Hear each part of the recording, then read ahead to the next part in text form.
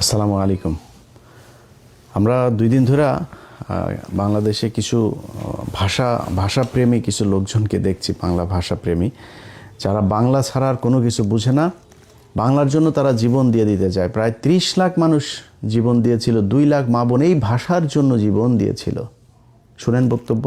1952 সালে পাকিস্তানি বাহিনীর সাথে যুদ্ধ করে তার উর্দুকে বাংলা ভাষা চাপিয়ে দেওয়ার জন্য আন্দোলন করছে, কিন্তু বাঙালি সে দমে থাকেনি। বাঙালি সেই উর্দু ভাষার উপর তারা বাংলাকে রাষ্ট্রভাষা করার জন্য যুদ্ধ করছে। 30 লক্ষ মা বোনের রক্তের বিনিময়ে আজকে আমরা এই বাংলা ভাষা অর্জন করেছি।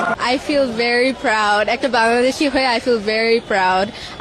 আমরা একমাত্র দেশ যে হচ্ছে ল্যাঙ্গুয়েজের জন্য আমরা আমাদের জীবন দিয়েছি, and it's so proud. দেখেন ইতিহাসের বিকৃতি কাকে বলে। 30 লাখ মা বোনকে বাংলাদেশের পাকিস্তানি মিলিটারি রেপ করেছে, 30 লাখকে মেরেছে আর 2 লাখকে রেপ করেছে। এই যে এক গাঁজাখুরি, এই যে এক কথা বলে বাংলাদেশের সাথে পাকিস্তানের এই সম্পর্কটাকে জীবনে কোনোদিন যেন ঠিক না হইতে পারে। প্রতিটা ঘটনায় 16ই ডিসেম্বর, 26শে মার্চ, 21শে ফেব্রুয়ারি যখনই এগুলো আসে নতুন করে এই ভাঙা ঢোল এগুলো বাজাইতে থাকে যে পাকিস্তান আমাদের এগুলো। আরে Pakistan military don't fuck you. Pakistani military খাচ্চর মাচ্চর এগুলোর করে না। পাকিস্তানের সুন্দরী মহিলা আছে। পাকিস্তানের মহিলাদেরকে আর 71-এর সময়ের অবস্থা তো আরও আমাদের জঘন্য ছিল। তো তারপরেও যদি কারোর মারে যদি লাগায় থাকে, কারোর বোনরে যদি লাগায় থাকে, তাহলে আমার জানায় না, আমরা দেখবো যে পাকিস্তানের বীজ কার কোথায় কোথায় আসে, এগুলো আমাদের জানা দরকার আছে।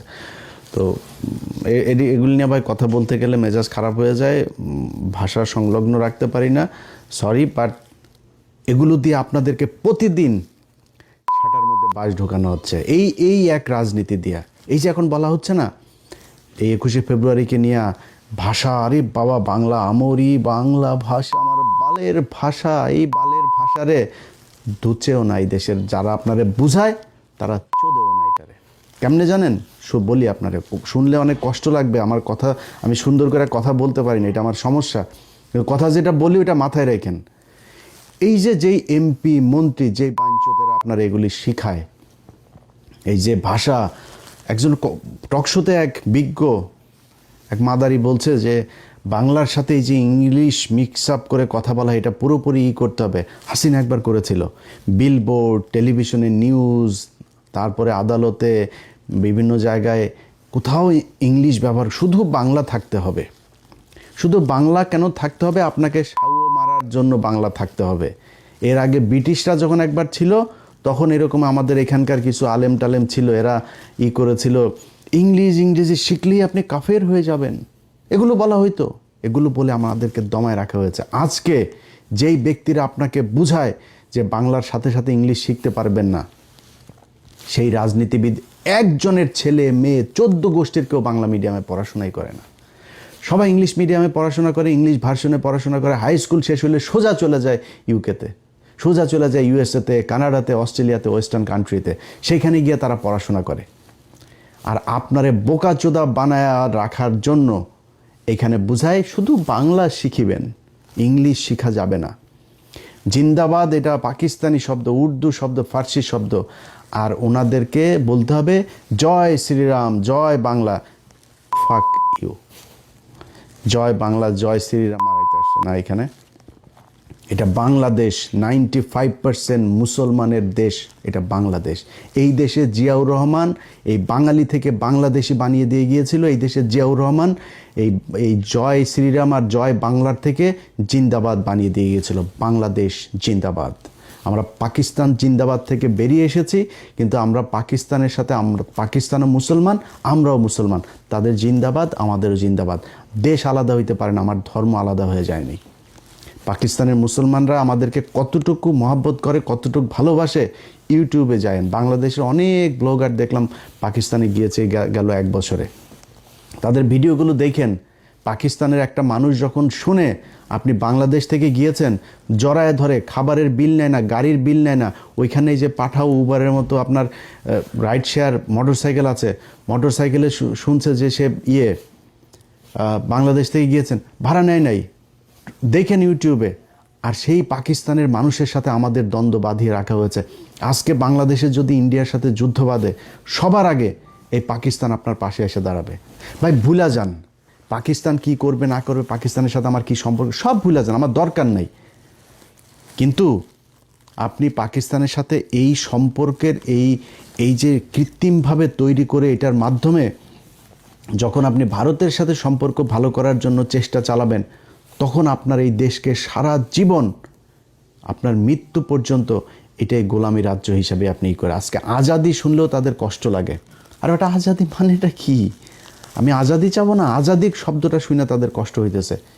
ইনকিলাব জিন্দাবাদ, এই জিন্দাবাদ বাংলাদেশে যতদিন থাকবে ততদিন বাংলাদেশ থাকবে, এবং যতদিন এই জিন্দাবাদ বিএনপির সাথে থাকবে ততদিন বিএনপি বাংলাদেশে থাকবে, তারপরে বিএনপি থাকবে না।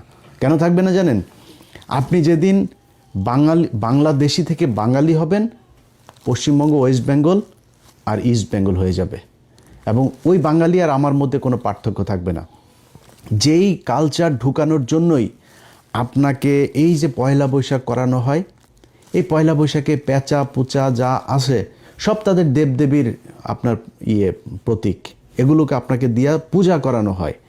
আমারে ছোটোবেলা থেকে গরুর রচনা শেখানো হয়েছে।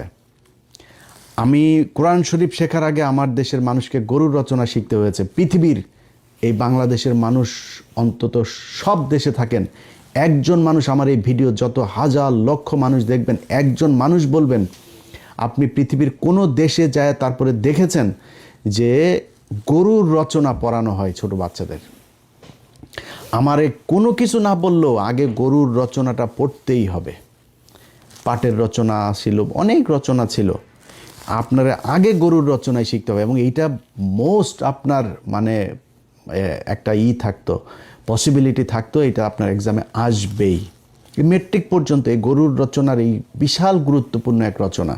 আরে ভাই, গরুর যদি আপনি পশুর পার্টস যদি শিখতে চান, আমি সায়েন্সের স্টুডেন্ট, আমাদেরকে ব্যাঙ দিয়া নানান কিছু দেখানো হইতো, বায়োলজির বিশেষ করে। তো আপনি যদি মানে যদি ওই কারণে পশুর সায়েন্সের কারণে যদি পশু তাই ব্যাঙ শিখেন, ব্যাঙের অঙ্গ প্রত্যঙ্গ কী কোথায়, তো গরু কোত্থেকে আসলো, এইটা আপনার মাথায় নিতে হবে যে আমাদেরকে সূক্ষ্মভাবে এইভাবে এই পূজা করানোর জন্য এগুলো করা হয়েছে। এবং বিএনপি যদি মনে করে আজকে তারা এই যে জামাত, আওয়ামী লীগের বিভিন্ন জায়গায় অফিস টফিস খুলে দিচ্ছে, তারা যদি মনে করে জামাতের চাইতে বেটার অপোজিশন হচ্ছে গিয়ে আওয়ামী লীগ, তারা তাদেরকে নিয়ে আসতে পারে। এবং এইভাবেই যদি বিএনপি নিজেদেরকে বাংলাদেশি থেকে বাঙালি, জিন্দাবাদ থেকে জয় বাংলায় নিয়ে যাইতে চায়, তাইলে বাংলাদেশে বিএনপি বলে কোনো দল দরকার হবে না। মানে একই জায়গার মধ্যে আপনি দুইটা একই same product, same quality, same দাম, দুইটা দোকান যদি থাকে, তো কেউ দুই দোকানে যাবে নাকি? একটাতেই যাবে। আমার একটা আছে, ওইটাতে যাওয়া দরকার, নতুন আরেকটা দোকান দরকার কি? আওয়ামী লীগ তো জয় বাংলার জন্য আছে, আওয়ামী লীগ জয় শ্রীরামের জন্য আছে, আওয়ামী লীগ এই বাঙালির জন্য আছে, আপনার দরকার নাই তো। এখন আপনি যদি মনে করেন এখন একটু পজিশন ভালো না, আপনি মনে করছেন এই চারিদিকে সব আপনার প্রশাসন, আপনার মিডিয়া, আপনার ইন্ডিয়া, আপনার সব হামারা, এটা যে মনে করেন না, এই দিন থাকবে না আপনার।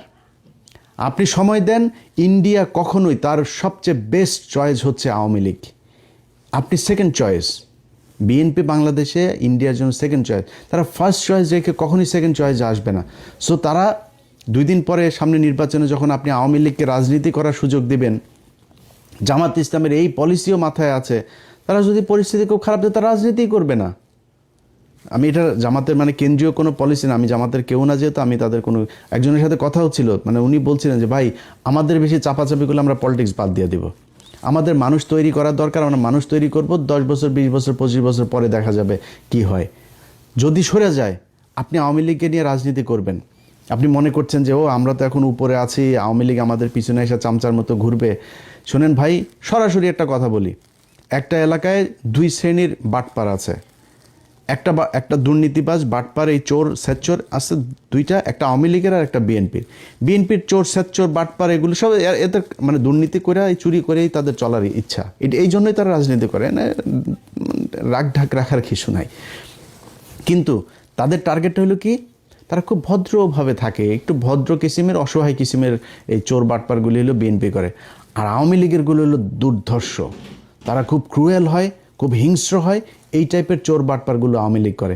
আপনি তারে প্যারালালি চলতে দিবেন আর আপনার পিছনে সে চলবে, এই ক্ষমতা আপনারও নাই, এই মিডিয়াও সেদিন থাকবে না আপনার পক্ষে, এই ইন্ডিয়াও থাকবে না, প্রশাসনও থাকবে না। সো খুব কেয়ারফুলি আপনাকে আওয়ামী লীগকে হ্যান্ডেল করতে হবে। এখন এই কারণে বললাম যে যেদিন বিএনপি জিন্দাবাদ থেকে বের হয়ে যাইতে চাবে, যেদিন বাঙালি হয়ে যেতে চাবে, সেদিন বাংলাদেশে বিএনপির আর দরকার হবে না। ওই দিন মানুষ আওয়ামী লীগই বেটার হবে। এবং আওয়ামী লীগ সেটা কেমনে করতে হয় এটা খুব ভালো করে জানে, পোড়ায়া জ্বালায়া কি করা লাগে সব কিছু জানে তারা। সো ভাই, যেই জন্য এত কিছু বললাম, যে এই যে ৭১-এর ভাষা আন্দোলন আর এই যে ৭১-এর মুক্তিযুদ্ধ আর ২১-এর ভাষা আন্দোলন, এগুলো আপনার মাথার মধ্যে এত মিথ্যা, এত ইতিহাস বিকৃত করে আপনাকে ঢুকানো হয়েছে। এটা ঢুকায়ে পাকিস্তানের সাথে বিরোধ তৈরি করা আর ভারতের সাথে বন্ধুত্ব তৈরি করে তারপর আপনাকে সেটা মারার জন্য এগুলো করা হয়। অতএব এই যে এখন নতুন সরকার এসে, হাফিজ ভাই একজন মুক্তিযোদ্ধা, হাফিজ ভাইয়ের কাছে অনুরোধ থাকবে, আমরা জানতে চাই যে কতজন মানুষ আসলে পাকিস্তান আমলে এই সেই যুদ্ধের সময় রেপ হয়েছিল, কতজন মারা গিয়েছিল, কতজন মুক্তিযোদ্ধা ছিল, কতজন রাজাকার ছিল, রাজাকার কারা ছিল, 14ই ডিসেম্বর কারা এই মানুষগুলোকে মেরেছে, বাংলাদেশ স্বাধীন হওয়ার পরে 30শে জানুয়ারি 1972 জহির রায়হানকে কারা গুম করেছিল, এগুলো আমরা জানতে চাই। এটা জানলে বুঝে যাবেন যে এই বাংলাদেশের সাথে পাকিস্তানের সাথে পূর্ব পাকিস্তান আর পশ্চিম পাকিস্তান দুইটার সাথে এই গ্যাঞ্জাম বাঁধানোর জন্য ভারত কি চাল চেলেছিল খুব ভালো করে। আর এই যে আপনার মানুষজন ইতিহাস এগুলো বলে না যায় না শুই না, ভাই আপনার কাছে অনুরোধ একটু শুই নেন, নিজেরে প্রশ্ন করেন যে যদি অনেকে বলে যে 30,000 মানুষ বা 3 লাখ মানুষ মারা গিয়েছিল, ভাই 3 লাখ মানুষ যদি মারা যায় থাকে, তারপরে আপনার গ্রামে অন্তত 5 জন মানুষ মারা যাওয়ার কথা। আপনি আমার দেন তো 3 লাখ মানুষ কোথায় পাকিস্তানিরা মেরেছে, কোন বাংলাদেশিকে পাকিস্তানিরা, কোন মুসলমানকে পাকিস্তানি মিলিটারি মেরেছে, একটাও দেখাইতে পারবেন না। খুব রেয়ার কেস, যে কেসগুলো সেগুলো সব মিলিয়ে যদি আমার মনে হয় খুব বেশি, যেটা শেখ মুজিব যেই কমিশন গঠন করেছিল 7,000-8,000 মানুষ পেয়েছিল। একটা যুদ্ধ, দেশ স্বাধীন হয়ে যাওয়ার যুদ্ধের মধ্যে এটা খুবই স্বাভাবিক একটা ব্যাপার। আমরা চাই না একজনও মারা যাক, একজনও রেপ হোক, আমরা চাই না, কিন্তু আমরা হিসাবটা জানতে চাই। আমরা চাই একজন মুক্তিযোদ্ধা 20,000 বেতন পায়, 20,000 না, তার ভাতা তার 20 লাখ দেয়া হোক, যদি আসলেই সে মুক্তিযোদ্ধা হয়ে থাকে। আসল মুক্তিযোদ্ধার সংখ্যাটাই আমরা জানি না। এটার নাম মুক্তিযোদ্ধার প্রেম, এটার নাম মুক্তিযুদ্ধ ভালোবাসা কেউ করতে চায় না। কারণ কি, এইটা দিয়ে ইন্ডিয়া চায় আমাদেরকে এই যে 30 লাখ আর 2 লাখের এই গান শোনাইতে।